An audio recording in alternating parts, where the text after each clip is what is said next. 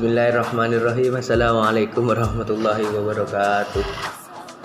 Saya akan sedikit menyampaikan perihal rencana pelaksanaan pembelajaran atau RPP yang telah saya buat pada bulan lalu, yaitu tanggal 6 Maret tahun 2021, di mana saya mengambil pada pembelajaran IPS kelas 7 semester 1. Adapun subtema yang saya cantumkan pada RPP di sini yaitu manusia, tempat, dan lingkungan. Nah,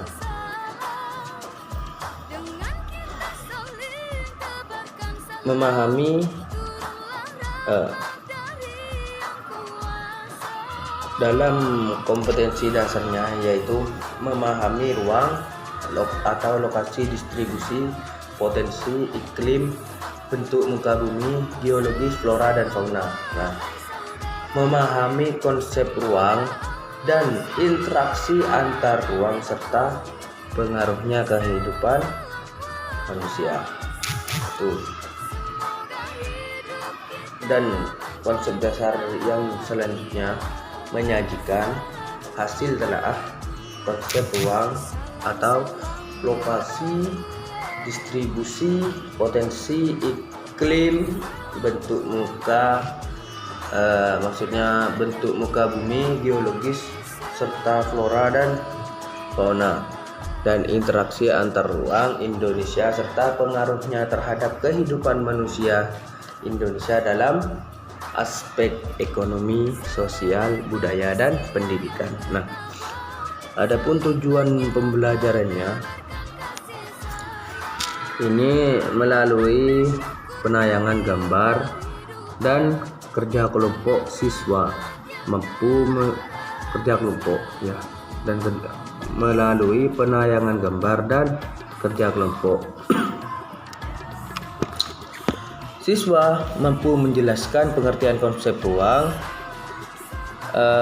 interaksi antar ruang, menyebutkan contoh interaksi keruangan antar wilayah di Indonesia dan contoh interaksi keruangan yang terjadi di wilayahnya.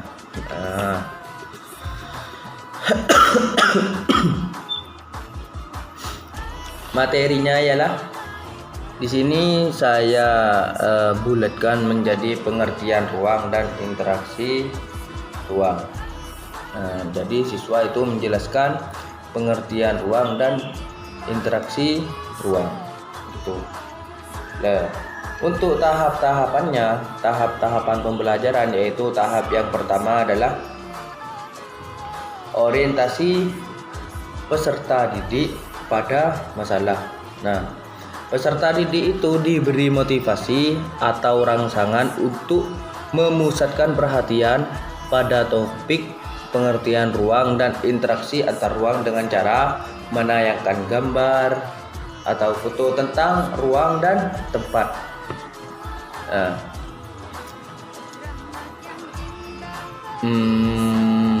Misalnya ya kita menayangkan, maksudnya apa ya, menayangkan atau apa ya, memberitahu gambar atau kita membawa gambarnya sendiri tentang ruang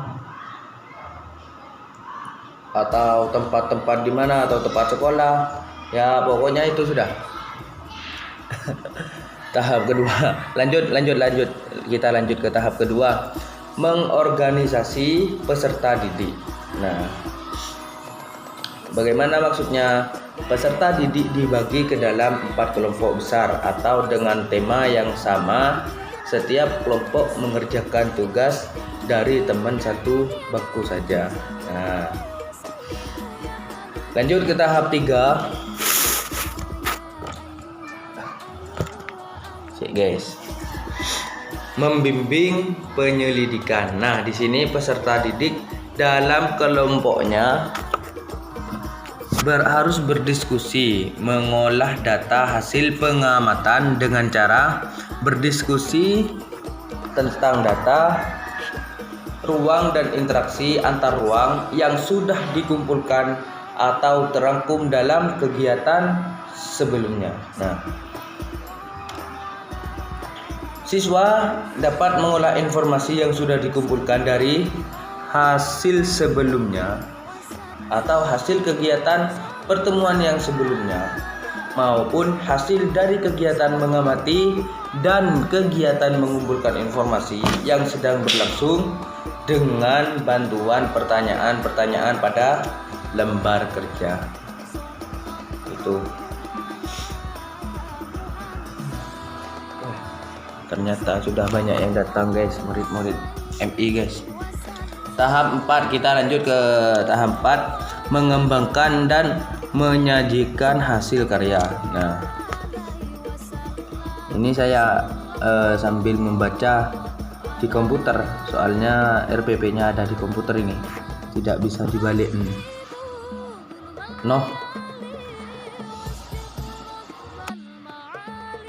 Mohon maaf barusan itu keputus, entah itu bagaimanakan sama saya, kurang tahu, mula keluar TB gitu. Ya, barusan tahap 4, mengembangkan dan menyajikan hasil karya. Di sini guru membantu siswa dalam mengolah informasi yang sudah dikumpulkan dari hasil kegiatan atau pertemuan yang sebelumnya maupun hasil dari kegiatan mengamati dan kegiatan mengumpulkan informasi yang sedang berlangsung dengan bantuan pertanyaan-pertanyaan pada lembar kerja.